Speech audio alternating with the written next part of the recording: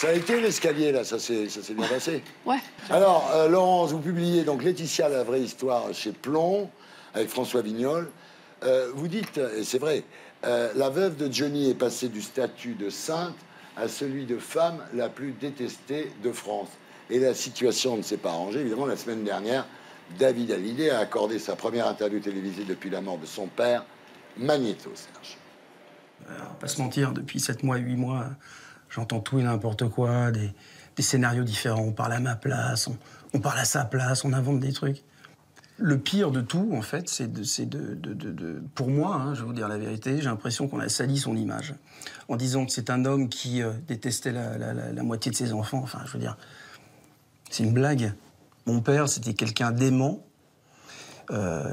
qui avait 4 enfants, qui adorait ses 4 enfants, qui était protecteur de ses 4 enfants, dont je fais partie.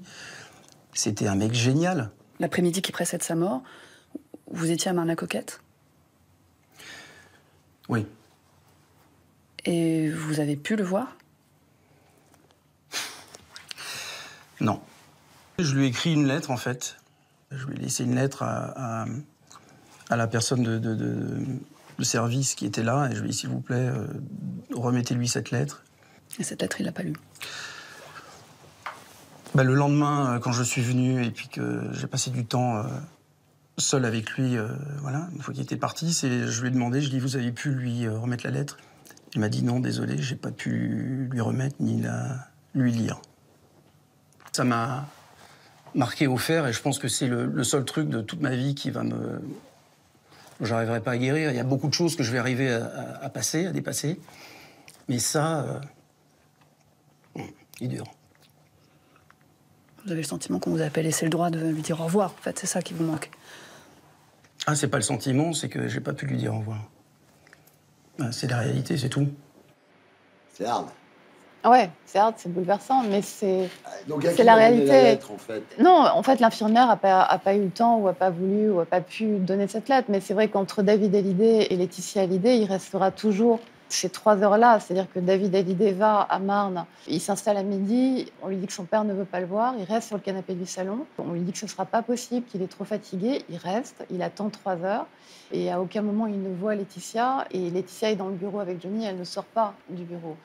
Alors, on lui explique que c'est la volonté de Johnny, parce que parfois, c'est effectivement la volonté de Johnny qui est fatigué, qui évidemment ne se voit pas mourir. Mais en tous les cas, Laetitia ne sort pas pour lui dire, et il restera toujours entre deux ces 3 heures-là, qui sont terribles. Monia. Est-ce que vous savez pourquoi ça s'est passé comme ça, en fait?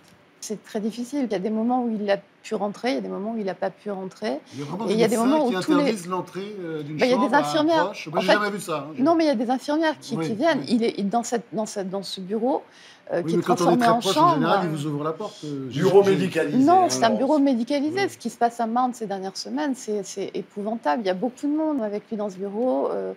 Une infirmière constamment, Karl qui est son garde du corps, Laetitia avec ses 2 filles. C'est un bureau qui fait 20-25 mètres carrés.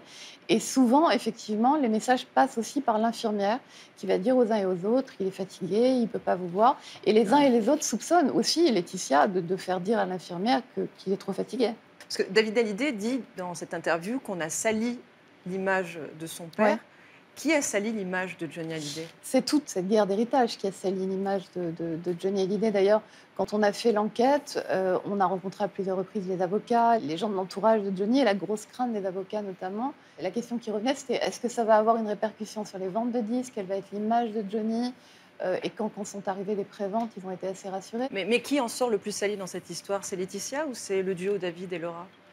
Alors, je pense qu'aujourd'hui, c'est Laetitia. Je pense que les ventes de disques parlent pour elles-mêmes. Hein. On va être à quasiment 1,2 million d'albums. Donc, les fans ont très bien fait la part des choses aujourd'hui. Laetitia, elle a été incroyablement montrée du doigt, malmenée, suspectée de plein de choses. Elle appréhendait beaucoup de revenir à Paris. Mais revenir à Paris et défendre ses disques, c'était aussi montrer qu'elle prenait la main, qu'elle était la patronne. Elle appréhendait beaucoup les gens dans la rue. Et ça s'est plutôt bien passé. Donc, elle a eu le sentiment de repartir avec une image un peu redorée, même si...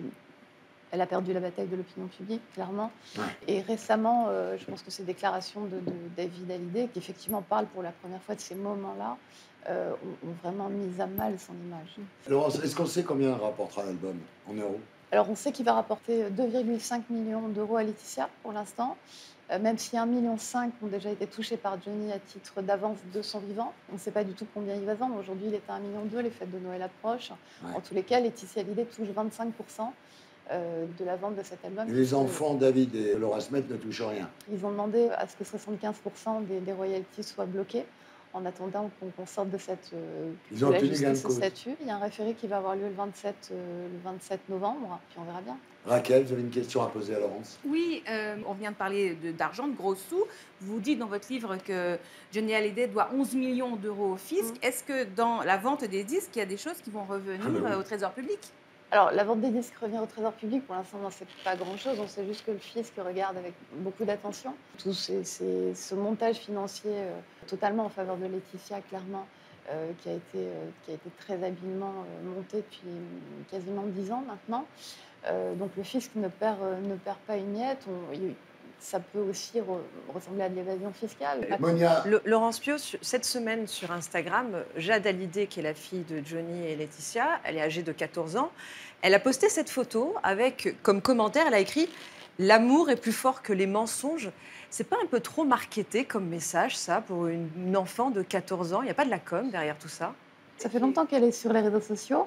Sa petite sœur également est sur les réseaux sociaux. Mais est-ce que c'est Jade qui écrit ce genre de message? Il y a quelqu'un d'autre qui écrit ce message?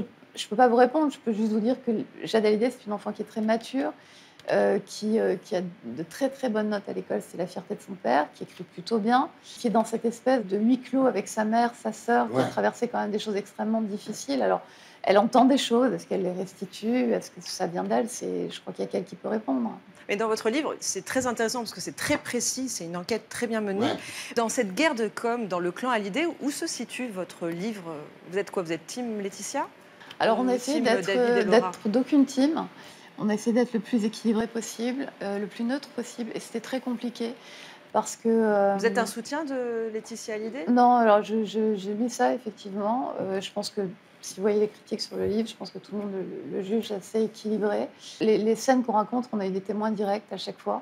Parce que la difficulté dans cette histoire, c'est qu'on doit être pour ou contre. On sait que les uns et les autres, quand la polémique a éclaté, ont appelé des people en disant « t'es avec nous, t'es contre nous ». Et dans cette histoire, on a revendiqué le fait de ne pas avoir de parti pris. Et ne pas avoir de parti pris, c'est très compliqué parce qu'on est face à des gens qui vous demandent toujours comment vous vous positionnez. Et vous qui êtes la boss de Closer, est-ce que vous savez si Laetitia Hallyday refait sa vie? Alors je sais que beaucoup de gens attendent qu'elle refasse sa vie. Je pense qu'il est encore un peu tôt. Maman, elle a 43 ans. Vous avez quand même des photographes qui travaillent pour vous et qui la suivent. Vous avez un peu des idées. De toute façon, à Los Angeles, elle a des photographes tout le temps, comme à Paris. En tout cas, on lui souhaite. On lui souhaite. Oui, on lui souhaite. Franchement, il n'y a pas de raison de rester veuve et pleurer toute sa vie, quand même, franchement. Bien, merci en tous les cas. Merci, Laurent. C'est vrai que le livre est très bien.